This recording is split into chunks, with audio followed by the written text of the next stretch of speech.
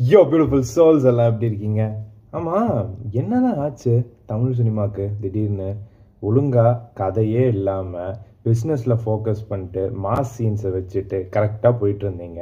அப்புறம் வை ஒரு full on story focus and performance பேஸ்டாக குபேரா எடுத்திருக்கீங்க. எஸ், நம்ம தனுஷ் அவர்கள் ஒரு பெக்கராக சின்ன சின்ன மேனரிசம்ஸ் கூட மிஸ் பண்ணாமல் ஒரு ஹார்ட் மெல்டிங் பர்ஃபார்மன்ஸை கொடுத்துருக்காரு. In a story where corporate or corruption for oil resource and black money conversion through Benamis is happening. இங்கே தான் கதையோட ஹைலைட்டு. படத்தில் எல்லா சீன்ஸுமே ரொம்ப நேச்சுரல் அண்ட் கோ இன்சிடென்டலாக அமைஞ்ச மாதிரி காமிச்சிருக்காங்க. ஃப்ரம் நாகார்ஜுனா, ரஷ்மிகா இன்ட்ரடக்ஷன்லேருந்து மீதி ஆக்டர்ஸ் எல்லாருமே சுச்சுவேஷன் வைஸ் மீட் பண்ணிக்கிற வரைக்கும் ரொம்பவே சிங்காக போயிருக்கு.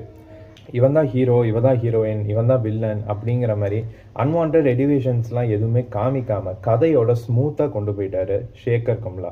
இதில் டேரக்டர் தான் ஹீரோ. ஆனால் படம் ஒரு 4 hours பார்த்த மாதிரி இருந்துச்சு. அதுவும் செகண்ட் ஹாஃபெல்லாம் எவ்வா ரொம்பவே ட்ராக் பண்ணி கொண்டு போயிட்டாங்க. தமிழில் நாகார்ஜுன் அவர்களோட வாய்ஸ் டப்பிங் பெருசாக செட்டே ஆகலை, வேறு வாய்ஸ் கொடுத்துருக்கலாம்.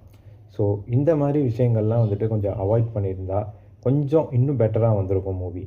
ஆனால் இந்த படத்தை தியேட்டரில் அவாய்ட் பண்ண வேணாம். See you all on next video. Until then, bye from you.